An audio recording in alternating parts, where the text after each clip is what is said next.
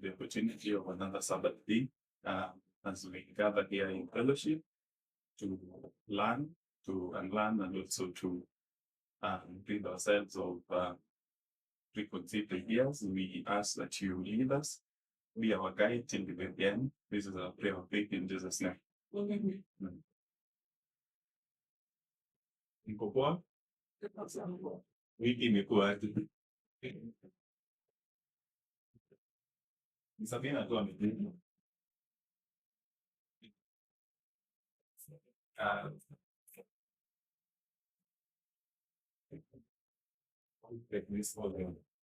So I wasn't supposed to take the first class, but since into first class at the big then is a true one, lakini si first class honors. So it's been a while and we're huku and today I want us to learn or to remind ourselves of something in there. It's not new. Probably something that has been here for a while. We just add a little context.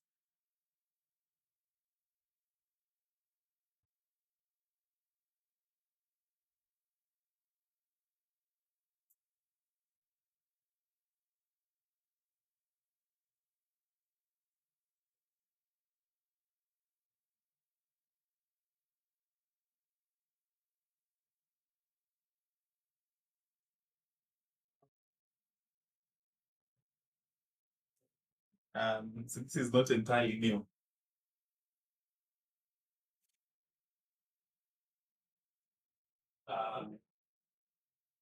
Kwa hizi vitu mbili gani umesikia na gani hujasikia?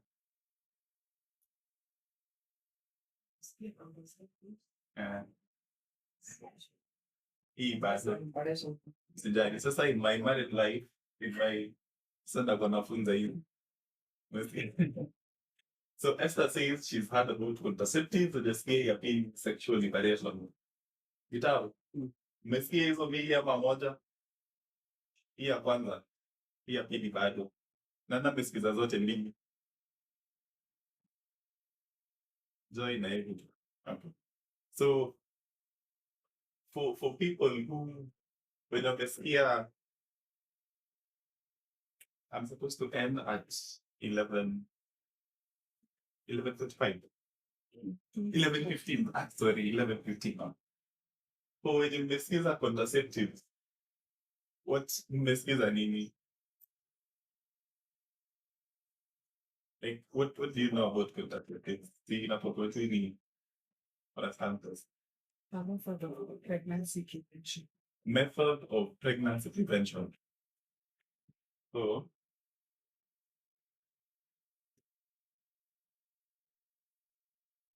contraceptives they deal with pregnancy.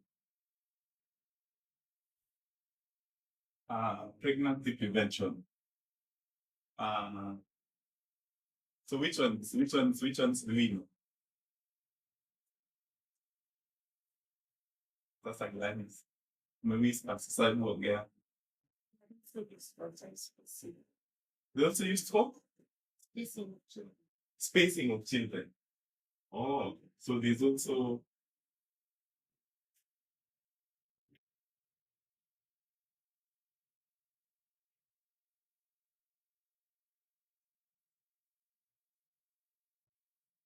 children spacing. It's a good point. Very good point. So there's the types or categories of contraceptive types of contraceptives in the drug. So which ones do we know? If you So I don't know if you're asking for like the actual examples, because otherwise we can even to take yeah. hormonal health and Okay. and that is for women. Okay. So if he says this hormonal and then there is non-hormonal. No. Um, examples for hormonal contraceptives. Hormonal zinafanya nini? So we don't leave others behind. What do hormonal contraceptives do? Unakuta pale zina so they come their role is to say it probably act as hormonal inhibitors or they just alter. Yeah. Yeah, let me attempt. Yes. So the hormonal ones, like I say, they I don't know if they ever introduce the ones or like they inhibit the ones, but so there are certain hormones that are necessarily needed along with whereas the initiation, a woman's man like the menstrual cycle. Yes. And there are certain hormones that are linked to like for relation purposes or to like feed the environment for pregnancies. So these hormones either increase the production of those hormones. Either I think they do. They do the production. So that when if those hormones are not there, then either ovulation will happen or if it happens, it can inhibit the two the sperms and the ovum from managing. So yeah. Yeah, pretty much about it. So they're either I'm not sure about the like I think I am on the side here them being hormonal inhibitors. I don't know if they can also be they can also add on the hormones. I'm not sure. Do you think? They inhibit They specific inhibit. progesterone. Yes. So this is mostly for women. But apparently there's like this patch. I don't know the name of patch. Names like Yeah. or what it does. Okay. So examples of this hormonal.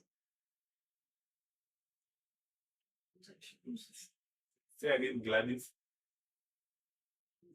Combined contraceptive pills. So kuna pills. Yes. Pills, Injections. injections, implants. Yes. And then the non-hormonal is we should be quarantine. Non-hormonal, a coil. Yes. Like a Okay. So you see? So the common term that people know is a coil. Coil. Next, condoms.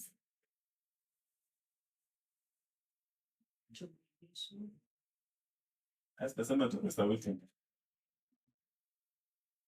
I think there's a time when you found some material allegation behind I do stuff to say, this is for who? For women. What is the one for men?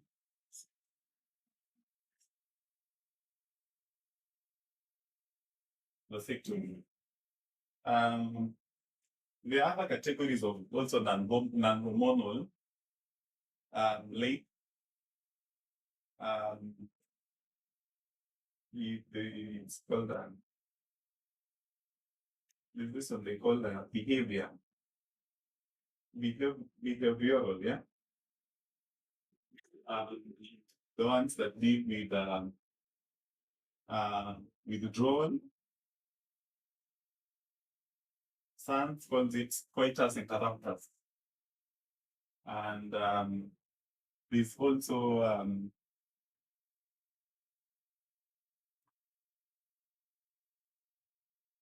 for lack of a better term, what you can call monitoring your fertility calendar. So this is for women monitoring fertility calendar, isn't it? Yes. So and the most important, the 100% effective method Yes. abstinence. Abstinence. That's some abstinence. Unless it's uh unless it's male. Abstinence, the most effective, unless it's what happened to me. Oh, yes. So we contraceptive is not new. So I want us to click this was just elementary to get us up to speed with what they detail. And then so contraceptive is not new. I think um, um, we've talked about abortions in this movement, and part of it has involved looking at the history of contraceptives in a sense. So I'll just run us through um, part of it in a short while, and then we move to looking at what sexual liberation is and how we can then try and link the two before we make the point that I intend to make. So pre the 20th century, we had before the 20th century, we had options such as there are even herbal methods, but a good number of them listed there. But sexuality in itself was overly regulated and restricted by religion, patriarchy, social norms, and the law. So mostly sex was tied to marriage and procreation. In the 20th century, this is from the 1900s to around the 40s. Then we had people, particular women, who devoted their lives to championing contraceptives. Examples include Margaret Sanger and Catherine McCormack. So these are people who intentionally broke the law to make sure that the things would change. So Catherine McCormick, yeah, she had a rich husband who, when the husband died, she used her fortunes that she got from the husband estate to further research for contraceptives.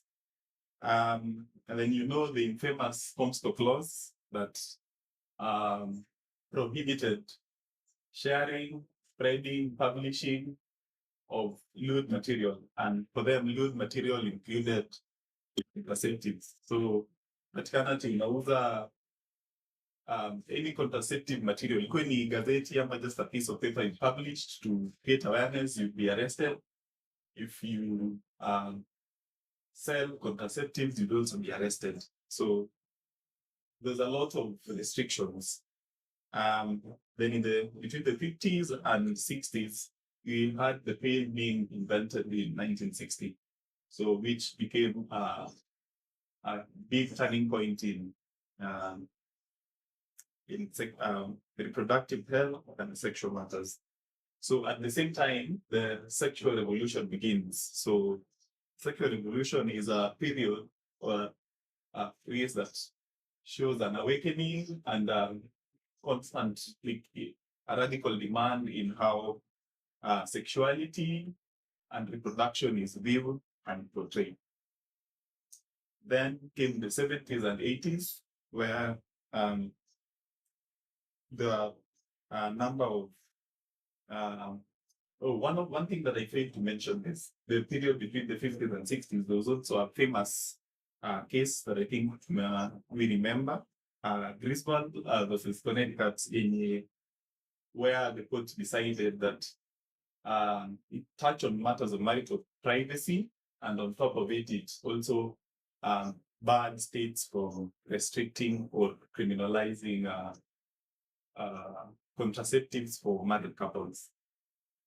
Then the 70s, another case decided or extended the right to contraceptives to women who were not in marital relationships. So you did not have to be married for you to access contraceptives. Then the second wave feminism ikakuja, and then with it also it expanded the fight, or it gave some more push to the fight for reproductive rights and freedoms. And then the sexual liberation entered at that point, which we'll talk about. So the 1990s and early 2000s, HIV became a thing in the world, which then prompted the use of uh, condoms and other preventive measures.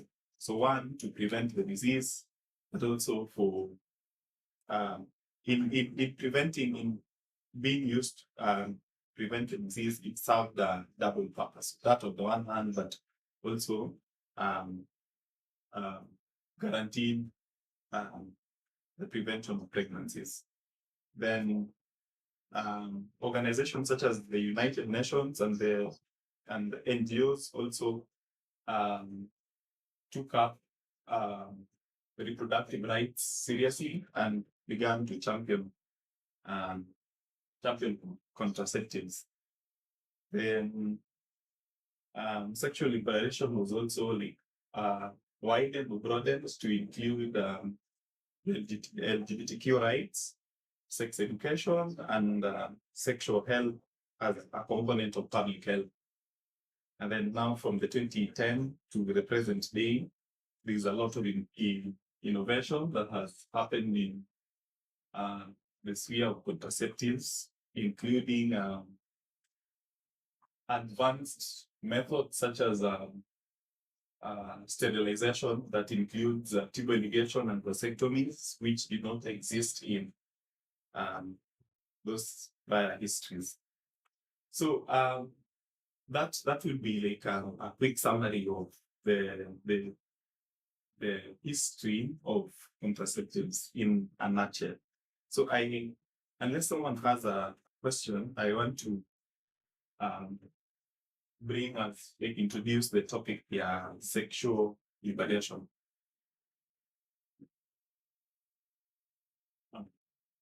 So I'm sure we've heard of the term liberation.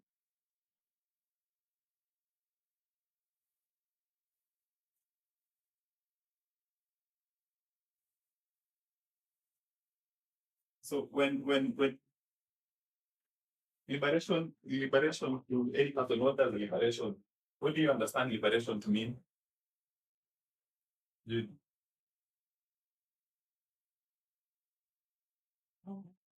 Sabina?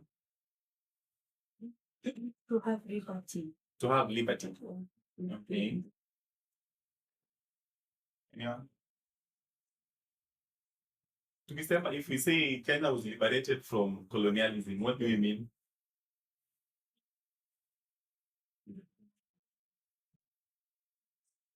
Kenya was free from colonialism. So in a simple sense, liberation means to set free, right?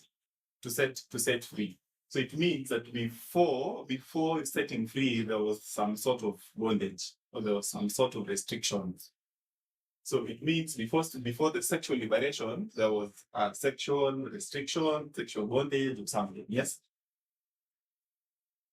Can we see that? Yeah. So sexual liberation in a simple sense would mean the freedom that is granted to individuals to make autonomous choices about their sexual lives.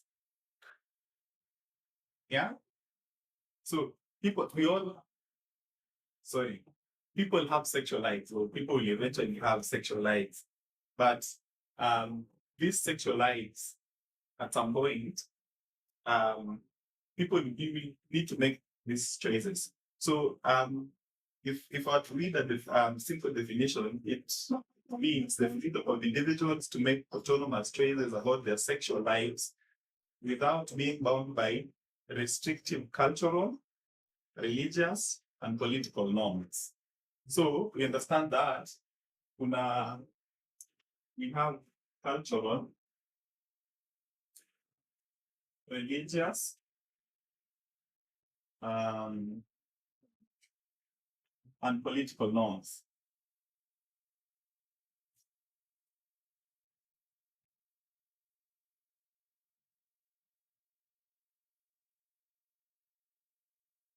Political norms. So there are these norms could as well be, we could say, rules, Yeah.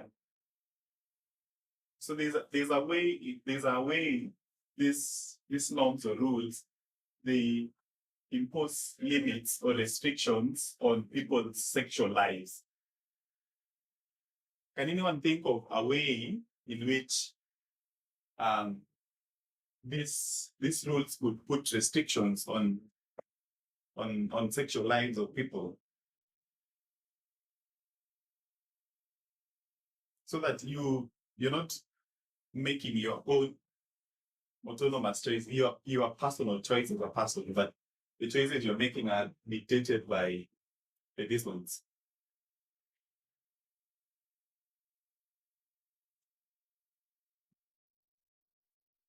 Okay. If it's your Mama, you said it.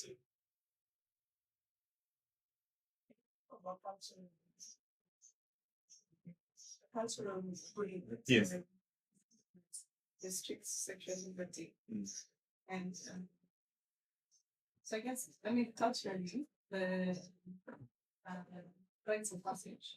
So marriage is one of them. Mhm. And for most of the cultures, or Mm. yeah, for most of the cultures, the next thing after marriage is children. Mm. And that is something that I guess culture that imposed on the lives of the right people.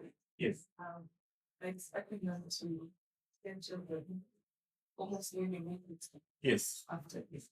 So if I say that one of them is um so say sex is tied to marriage and and reproduction. So,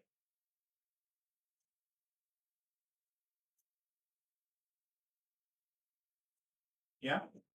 So one of them is what if he has given us that sex is tied to marriage and reproduction. Um, Another one is that uh, what is my brain little?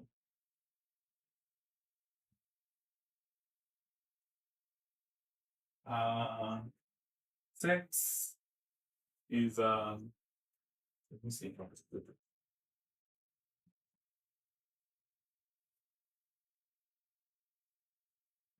So sex in its forms. So we can talk about premarital,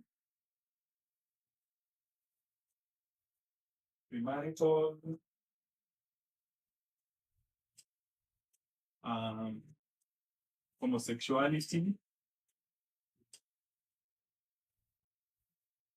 and female sexuality.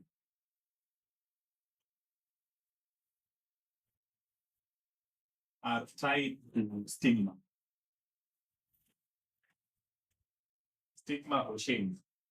So if you are a homosexual, um, if you engage in premarital sex, or even just talking about female sexuality alone, there's a lot of stigma around these subjects in society.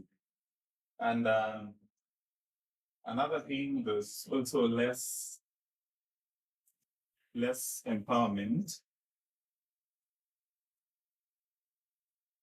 uh, of our own body uh, and pleasure. Um, so there's also limited rights um, to choose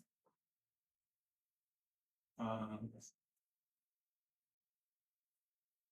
sexual partners. So I hope that the things that we've listed here will go to we get to explain some of them as we enter the second phase.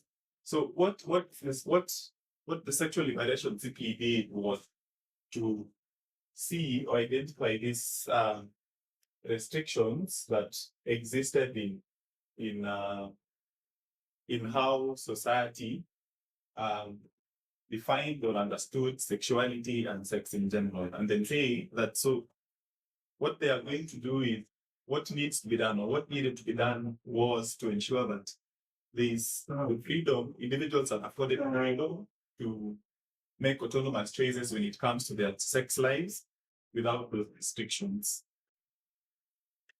Yes.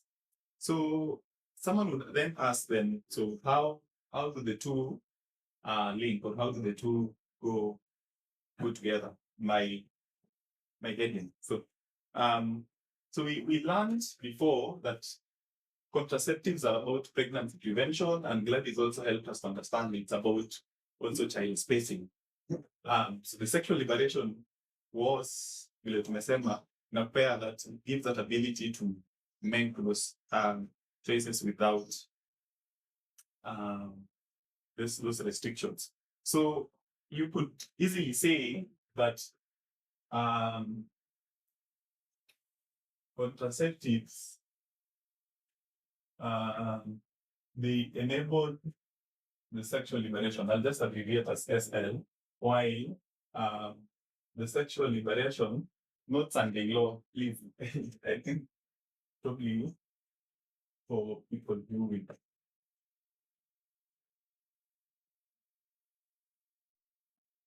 the sexual liberation, on the other hand, demands contraceptives.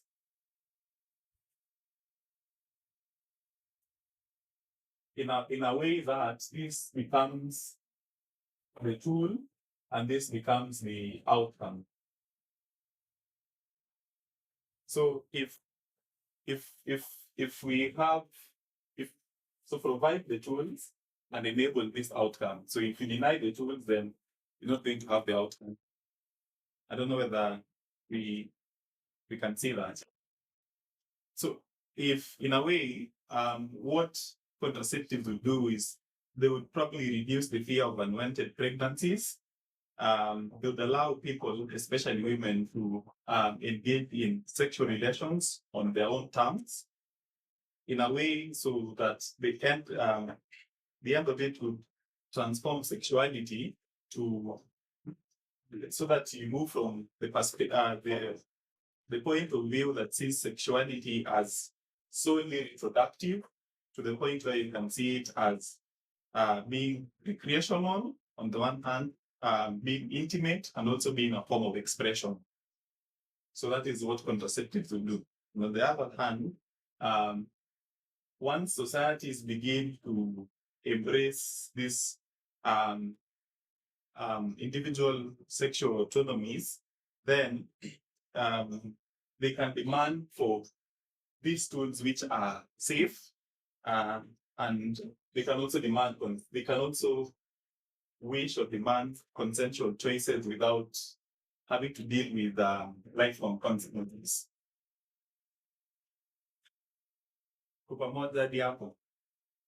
Hello. Yes. So for those who are coming in, we are talking about contraceptive and sexual liberation.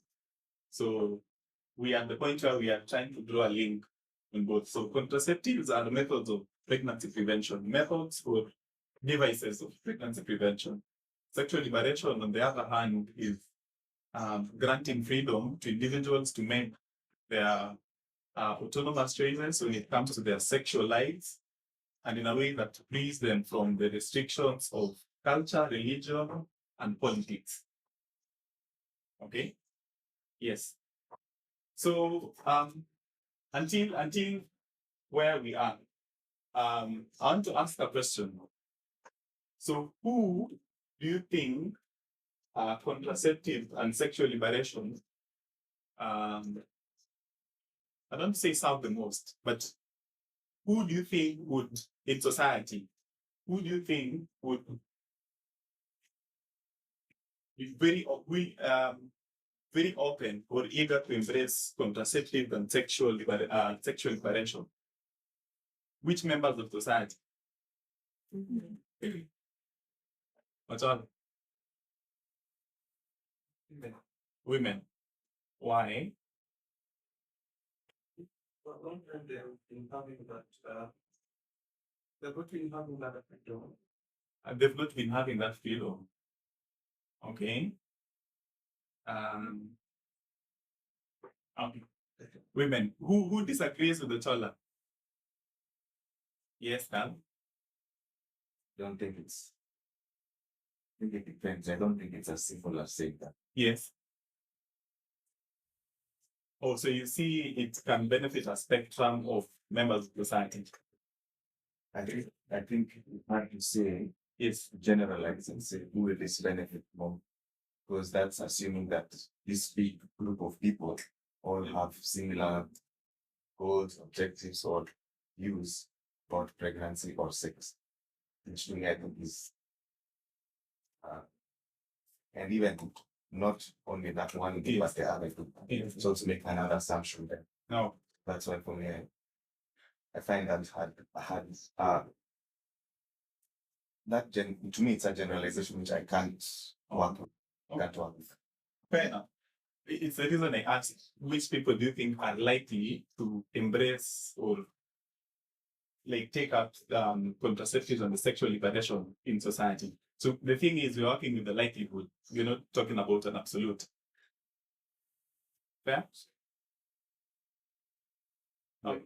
When you give it a hot, when you give it a hot. So I would want to move with the our Chola's perspective of agreeing, which the rest of you have seem to have agreed with, that the sexual liberation and contraceptives was more a freeing tool for women than it was for men. And when if you come back here, we also have tools here that are for men. Because vasectomy works for men, right? Vasectomy works solely on men. Yeah. And condoms, these female condoms and male condoms, right? Yeah. But the pills, women, right? Injections, I don't know about injections for men. Implants, women. And yeah, so I think in as much as both ends of women and men alike benefit from contraceptives and the sexual liberation, I think where its emphasis or effect is felt the most is on the women's side. And I think that is one of the things that I will endeavor to try and explain. So as we have seen, what as I would want us to pay a lot of attention here. So you have this political, religious, and cultural norms, rules, which were overly restrictive and defined what sexuality looks like and how people's sex lives actually also were. So one of the things that these norms did was in the definition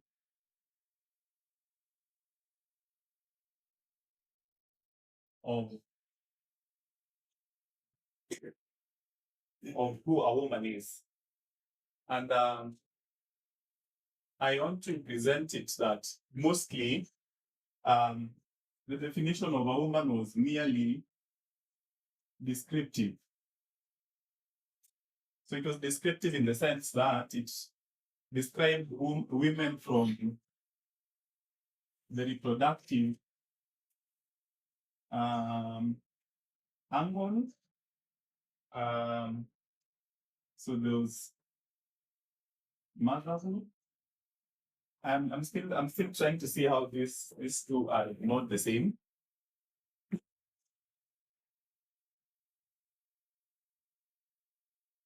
I think this go together, reproduction and motherhood. So they tended to define woman around biology and reproduction.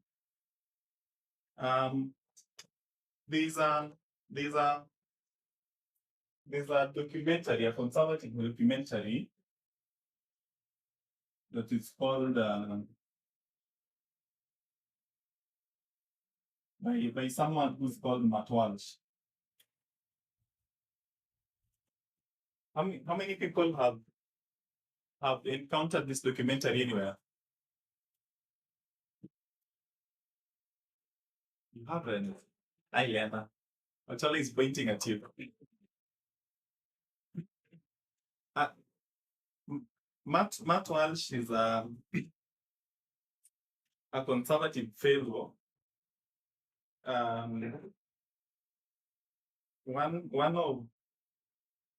of the things he does is you need to answer, like, how can I put it?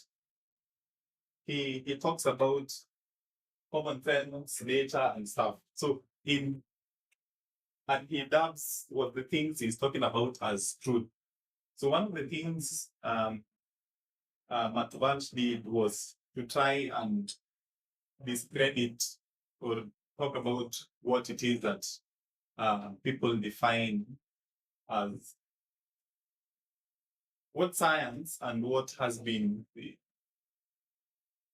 what do they call it? The broadened understanding and definition of a woman to be woke. So, for example, he has a problem with trans women. So, a trans woman is not a woman. An unmarried woman is, to him, he does not consider that such a woman. A child-free woman is going against what a woman should be. So, he says in this documentary the way that the determiners are biology. So he defined a woman as an adult human female, an adult female human is, and says the other definitions of who a woman is are very incoherent and do not make sense. They are confusing. So in simple, he says basic common sense will tell you that a woman is an adult female. And says gender, the whole idea of gender is hollow and it's contradictory. So that is where you're going to have trans and any other one who's in between. And so he also bashes the other definitions of who a woman is and says that they are vague and they conflict and they are circular. So you just end up going in a loop trying to do that. And he criticizes the Western society and how it's allowed the definition of a woman. So in a nutshell, in that documentary, he would even go to interview progressive people, and in the interview that he has with these people, he would bombard them with questions, and when you are having the opportunity to respond, he would.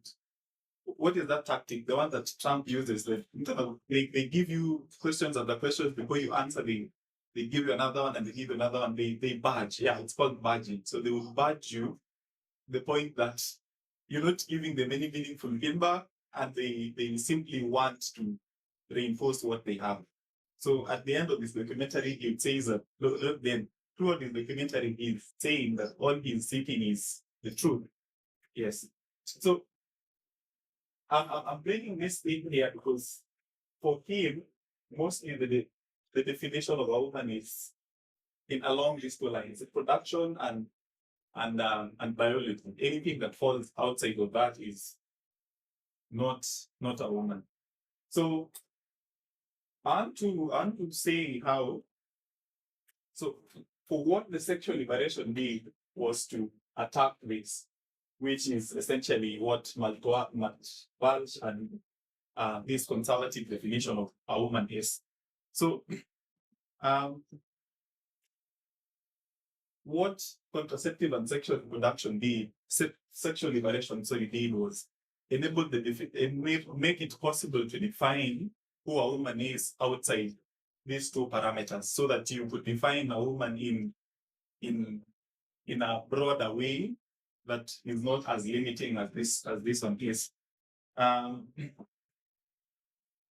So part of what that has done is to extend the definition to include greater sexual freedom,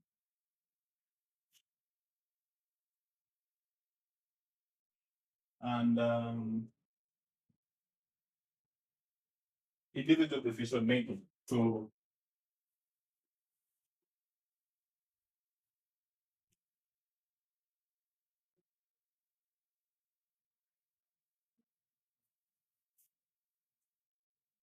in a in a simple way,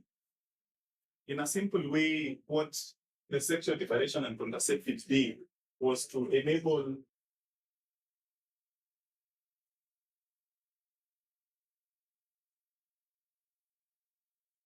the personhood of women, so that you do not see women from the perspective of their functions, but you see the person they are before they are the function of the biology, before the descriptions of who they are. One thing that this limited definition does is, when it's true that biology and reproduction are a component of who women are, it's not the whole truth, right?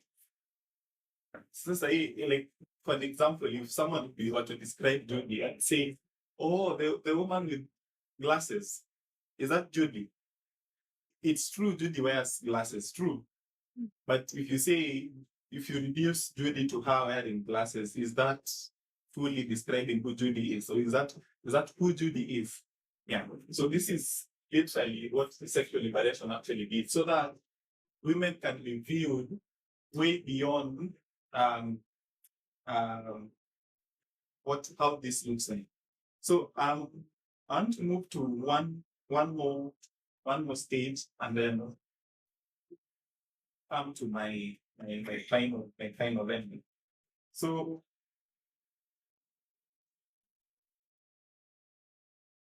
you realize why the sexual liberation has tried to do this, which means it's trying to tear down these norms and all that is associated with it. There is definitely going to be a counter. So the counter to it is introducing these contraceptives, as well as granting this sexual liberation. So the counter is that doing that in itself has done what? Has contributed to the growth of immorality. Two, it has destroyed family values, so that in a sense, what they have given rise to is increase in pornography, prostitution,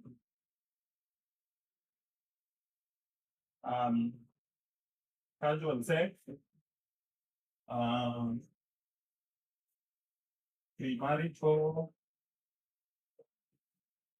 premarital sex.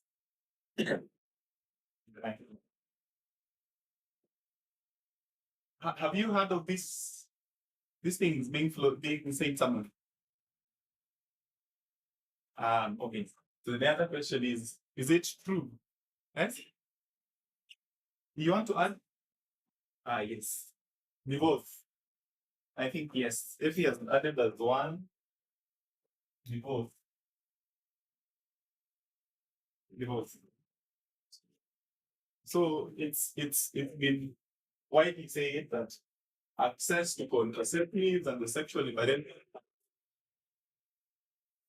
resulted in an increase in pornography, prostitution, casual sex, premarital sex, and divorce. And this is both from the conservative side and from the progressive side. There are people in the progressive side who still view contraceptives and sexual liberation as a bad thing. So is it true That one's down. Yes. Yes, I'm prepare my. Yes. It is true. Okay. What's the things that people used to fear? Yes. The things that people used to fear are no longer present. Or they are present, but there is a mitigation. Okay. Who agrees with Esther? Yes, Joy. Esther, who disagrees with Esther and Joy?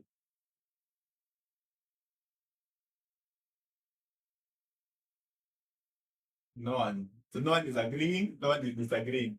So if you have something to say, so if if they have contributed to the increase of these things, then the next question is, then we have a problem. But I don't understand how the process. Or Esther says she does not understand how divorce is one of the factors. Yeah, how it has contributed to divorce. I'll explain. So just let me ask this one. I'll explain. Yeah.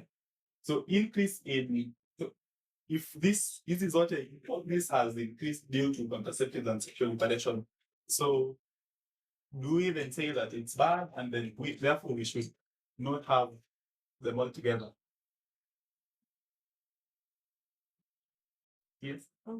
I just want to ask. So we are based on it is the fact statistics that these things contraceptive and sexual reparation increases of those accepted because we have in fact see our thinking. Sabine is asking, is it a fact or is it's a thinking?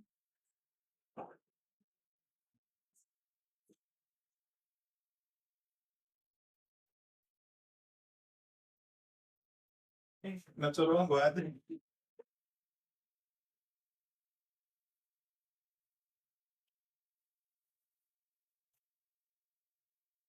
I would want to say simply, then it's a fact. I also agree it's a fact.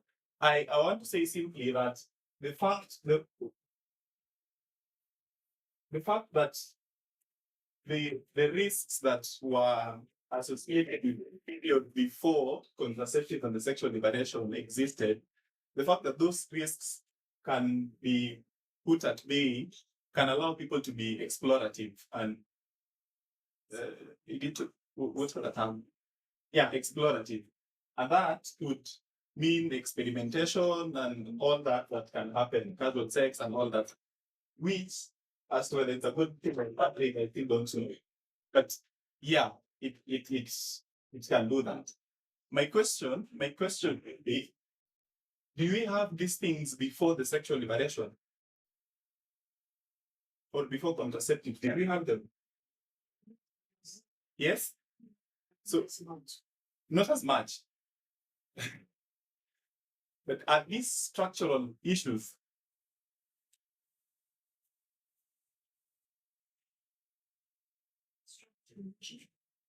Have they been, sorry, I should not move.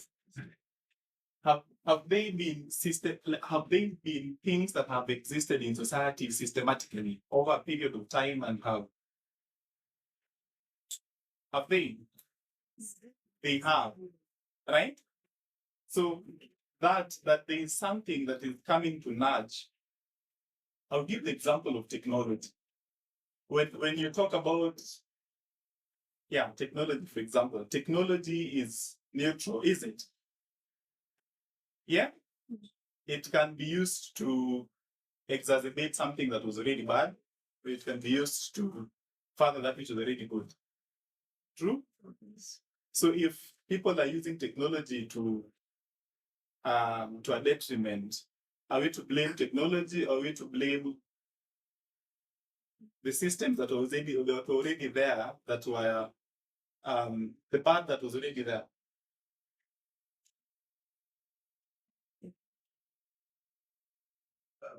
Be courageous. Say both or say now or say yes. I think there is the good is more than the Yes. So clearly the thing that Esther is bringing in. So it's the question of morality. The question of morality. So are we aiding our morality cause, or are we taking our morality course down a negative path? Right? So in the end, how we should choose to look at this subject is on the matters of net gain and net loss. So net gain and net loss need, if you sum up all the positives that you're getting from a thing against the sum negative of the things that thing is known for, which side are you going to call in? So that is on the one hand. As we stand, our society is already morally bankrupt. I would want to begin from that point. At the point when contraceptives and the sexual liberation are coming in, the society is already morally bankrupt. These things exist in society, right? But are we introducing contraceptives to solve society's morality, or are we introducing the contraceptives to solve the problems that we have here? Yeah? Answers? Where are we introducing contraceptives? We are introducing sexual liberation and contraceptives to solve here. Child spacing, pregnancy prevention, overly restrictive cultural, political, and social rules that restrict the definition of individual sexuality and sexual expression here. So we're not introducing contraceptives to solve these moral problems. So if we take the avenue that brings us here, we are scapegoating. Like we want to blame something for what it's not. It's not primary. It's not its primary cause. Yes, Joy. Just to add, Yes. How I also see it, sexual liberation, and also any move to any feminist move is to give women agency and the ability to choose or to make a decision for themselves. Yes. So contraceptives came to give women agency for them to be able to make a decision when to have sex, when they have contraceptives, they can make a decision when to have sex and when not to have sex. Yes. But without contraceptives, it's like the decision is already made for them. So when we come to this issue to do with morality, if we do not give women contraceptives so that there's no prostitution, so that we can reduce casual sex and premarital sex, we are making the decision for them and not giving them agency to make the right decisions for themselves. And the other thing with morality, it's not the place of, I know that this is a political issue, I think we can all agree, and it's not the place of politics or society to decide or to institute morality. That's an individual decision that people should be making. And how I look at it, it's like how God deals with humanity. So God, yes, if God wanted, God will put people in a position where they cannot sin or where they cannot make bad decisions. But God gives us free will and agency, knowing that we can make a bad decision, but God gives us agency and free will anyway, so that we can make a decision based on understanding what is right, what is wrong, and not because we are too afraid of the consequences or because we do not want to basically, so that we are not making decisions because we are too afraid, or even because the decision has already been made for us. We've already been put in a position where we can't even make plans. Yeah, that is beautifully put. I hope you understood. You had and understood. Um, on to go to the point where I'm finishing. So how so this which has been a clapback to it, and also the other restrictive definition of womanhood and all that. So part of what this has been, even in at the onset of the introduction of contraceptives and even the whole idea of sexual liberation, um, there was also opposition from um, men themselves also, and in families. So Esther asked how um, they have been associated with divorce, and I don't know about you, but I personally have come across instances where uh, men have been willing to let go of their wives when they learn that they are on contraceptives, and it's because there have not been avenues for communication and awareness as to how families can um, embrace contraceptives, which means a tool for the sexual liberation and how it impacts families, for example. So the the preconceived ideas that men in society have about contraceptives have led women taking contraceptives without not consent, without the knowledge of their husbands. And eventually, when these people find out, it becomes an issue which can or sometimes leads to divorce. So that that kind of system um, has also been reflected in the wider social sphere, where this the conservatives talk about traditional family values, and I'm not saying that this is that all conservatives will be opposed to contraceptive law, but one of that concept of traditional family values actually um, views women in this very narrow scope, as McValsh does. So a woman is viewed from the reproductive or the biology, the production of biology side of things. So it's that narrow. When you realize that this other one has given this very wide or this broadened understanding or perception of womanhood.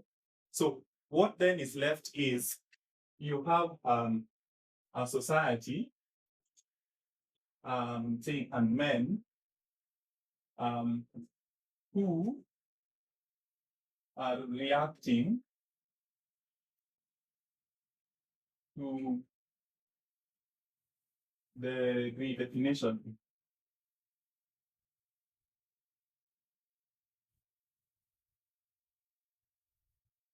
to the redefinition of who a woman is.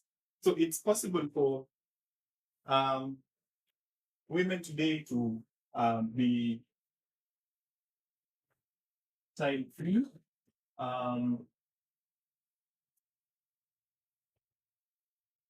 unmarried, let's say marry when they're ready.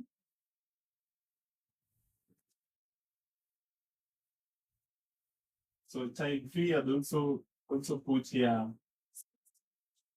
yes.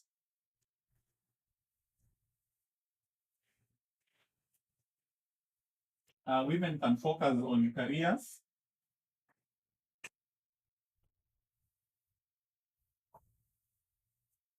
and women can be autonomous. Like autonomous will be all this, but let me just put it there.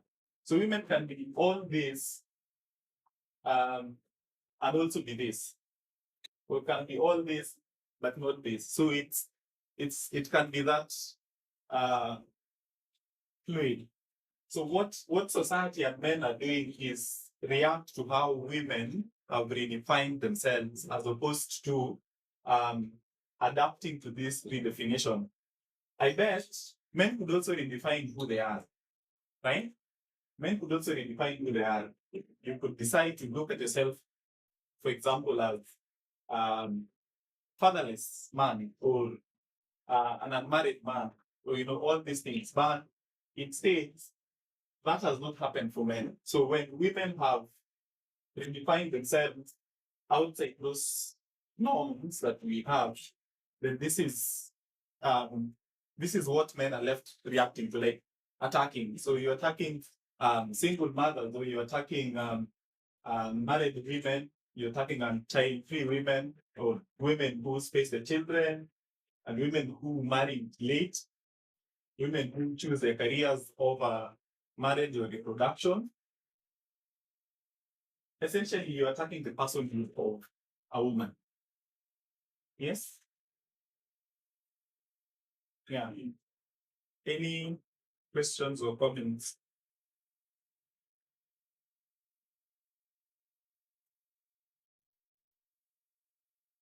The reason it be very easy for women to, I'm saying easy because easy, it will also be an oversimplification. The reason it will be very easy for women to embrace these definitions is because I think in the long run, women are the ones who have to deal with the consequences of sex. In a simple sense, men don't have to worry about their periods being late. Men do not have to necessarily worry about being pregnant and then having to put their careers on hold as they wait. Yeah, but women have to. Women do. And if there is an option that gives them the ability to not worry about all that, it's contraceptives and sexual liberation. And another addition that I wish to make is the sexual liberation and contraceptives have enabled same-sex relationships. True?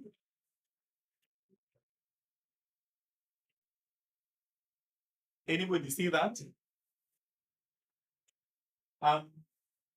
People in same-sex relationships can decide to be child-free, for example.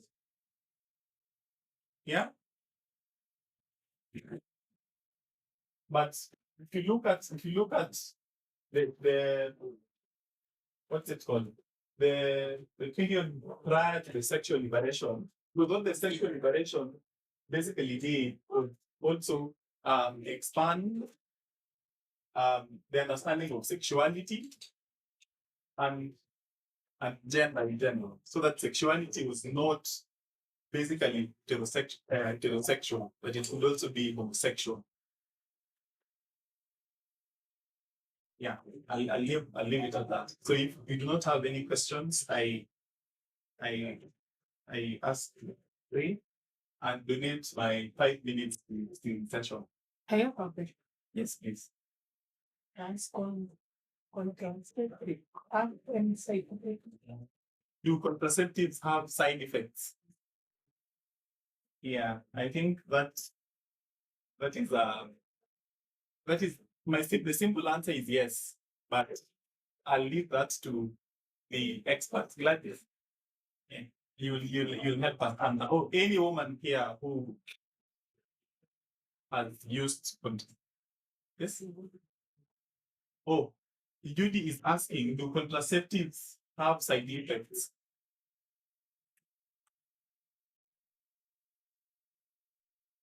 My simple answer would be yes. Simple answer would be yes. I do not want to answer with my chest as a man, but yeah. I think it depends. It depends. This is not anything more. It's not all of them that will have side effects, and it will also vary from one person to another. Yes. Like when the body isn't right, the side effect. Yeah. A range.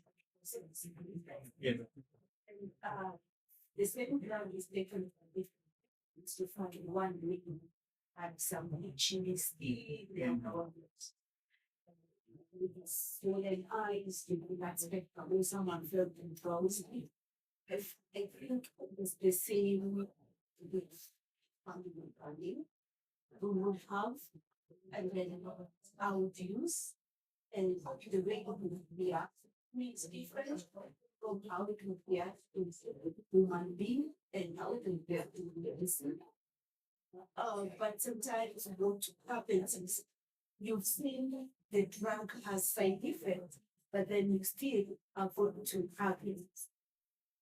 What comes is the net gain and the net loss concept.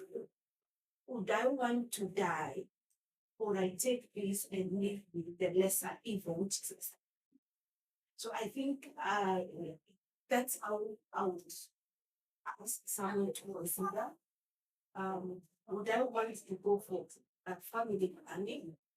And what are my net gain and what are my net loss? If then that way someone will be able to make a very sober decision in terms of their family going into family planning and which family this person will go to. Thank you. Thank you. Okay. So we'll pray. Dear God, we thank you for this opportunity. We ask for your leading and where you become. We are thankful that we have come to the end of this class. Help us to continue the ability to this. This is our prayer of faith in Jesus' name.